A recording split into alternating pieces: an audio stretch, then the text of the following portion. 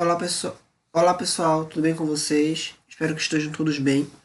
Estamos aqui para mais uma videoaula da disciplina de Ciências e hoje nós vamos falar sobre o sistema digestório, certo? Qual seria a função geral desse sistema digestório? O sistema digestório ele tem por função geral fracionar, ou seja, quebrar macromoléculas em micromoléculas, ou seja, transformar estruturas grandes em partículas menores para que assim possam ser absorvidas, certo? O sistema digestório ele é formado por um conjunto de órgãos, tá? Que pode ser considerado aí como uma rede de tubos, por onde o alimento ele vai passando. Então nós temos boca, nós temos língua, esôfago. Antes do esôfago tem a faringe aí que a imagem não está evidenciando, certo? Aí estômago, intestino delgado, intestino grosso, reto e ânus, tá? Esses órgãos que eu citei são considerados como órgãos obrigatórios. Em que sentido? No sentido de que o alimento vai passar dentro desses órgãos, né? Mas temos também aí o fígado, a vesícula biliar, o pâncreas, que são órgãos que fazem parte do sistema digestório, mas que o alimento não passou dentro deles. Nesse caso, são chamados de glândulas anexas, tá? Como esse quadro mostra aqui. Órgãos obrigatórios, aqueles órgãos em que o bolo alimentar tem um contato com o órgão, certo? E as glândulas anexas, ali, glândulas que não têm um contato com o órgão, mas produzem algumas substâncias, os sucos digestivos, por exemplo, que vão ter a sua função aí extrema na digestão, tá? Então, a cavidade bucal, sendo formada aí pelo palato duro, que seria o céu da boca, né? A região da língua, que é um órgão bem musculoso, os lábios inferiores e superiores, a arcada dentária, a úvula, certo? As amígdalas. Então, é o primeiro contato, é o primeiro órgão do sistema digestório. É o primeiro contato que o alimento normalmente tem com a digestão. Em alguns casos, em alguns tipos de alimento, a digestão ela vai poder acontecer nesse órgão, né? Por exemplo, a digestão de carboidratos é uma digestão que é iniciada né? Cada tipo de alimento vai ter sua digestão sendo iniciada em uma região específica, tá? Proteína, por exemplo, vai ser iniciada a digestão a nível de estômago, né? Já os carboidratos vão ter sua digestão iniciada a nível da cavidade bucal. Enfim, dando continuidade, a partir da cavidade bucal nós temos a faringe, certo? A faringe ela é considerada um órgão de via dupla. O que significa dizer que um órgão ele é um órgão de via dupla?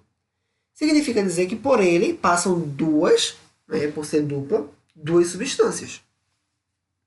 Nesse caso são elas ou o alimento ou gases. Então esse órgão ele vai ser compartilhado entre sistema digestório e respiratório, certo? Como a gente pode ver aí na imagem. E a faringe vai ter a função de levar o bolo alimentar, nesse caso, falando do sistema digestório, até o próximo órgão, que é o esôfago. O esôfago é um tubo que se encontra em nossa região torácica, tá?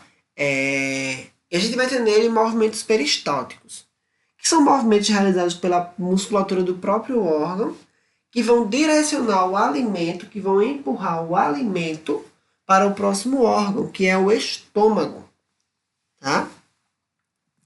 O estômago, por sua vez, é um órgão que tem um conjunto, a sua anatomia interna, formada por um conjunto de dobramentos. Esses dobramentos servem para aumentar a superfície de contato. Como assim, professor? Fazer com que o órgão tenha um contato maior com o alimento que está chegando, certo? Aqui nesse estômago a gente vai ter a produção de um suco específico, que é o suco gástrico.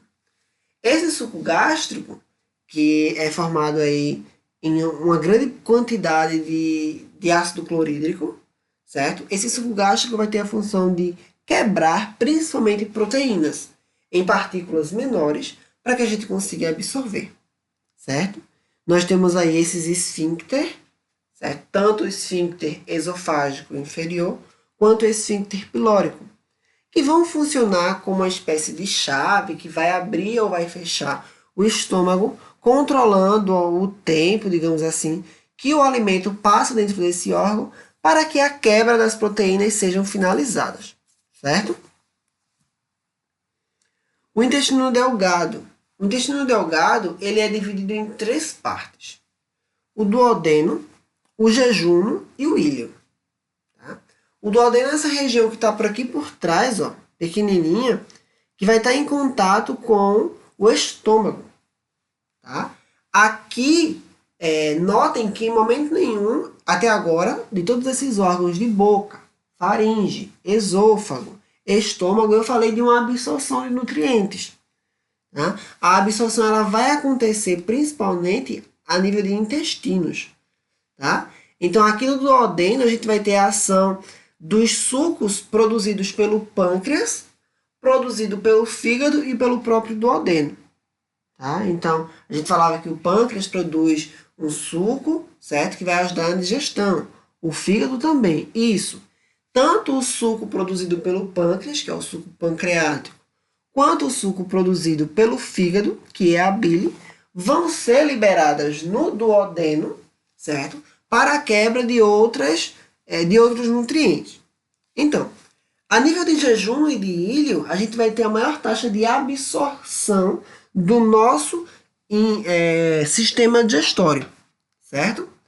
Absorção de nutrientes. Notem que até aí o nutriente estava sendo apenas quebrado, tá? E não absorvido. A absorção fica a nível de intestino. Saindo do intestino delgado, a gente vai para o intestino grosso, certo? O intestino grosso é um órgão onde o alimento, todos os seus nutrientes já foram aí quase que completamente absorvidos quando ele chega no intestino grosso, certo? O que vai acontecer no intestino grosso é a absorção de água, certo? Desde que o organismo sinta a necessidade desse processo de absorção, tá? Mas a nível do intestino grosso a gente vai ter a absorção de água. Uma curiosidade bem interessante é a questão a respeito dessa estruturazinha aqui, ó. O apêndice, certo? O apêndice ele é um órgão que vai guardar algumas bactérias simbiontes. O que são bactérias simbiontes? São bactérias que realizam um trabalho que ajuda o nosso corpo, certo? Elas vão ajudar o nosso corpo, aí no sentido principalmente do intestino grosso, a reabsorver a água direitinho, tá? Então, só que esse apêndice, ele não é um órgão tão especializado, não tem aquele esfíncter que o estômago tem para abrir e fechar.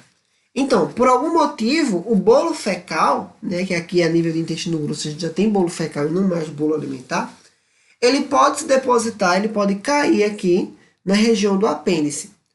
E essa queda pode gerar, depois de um tempinho, aí, um processo inflamatório, né?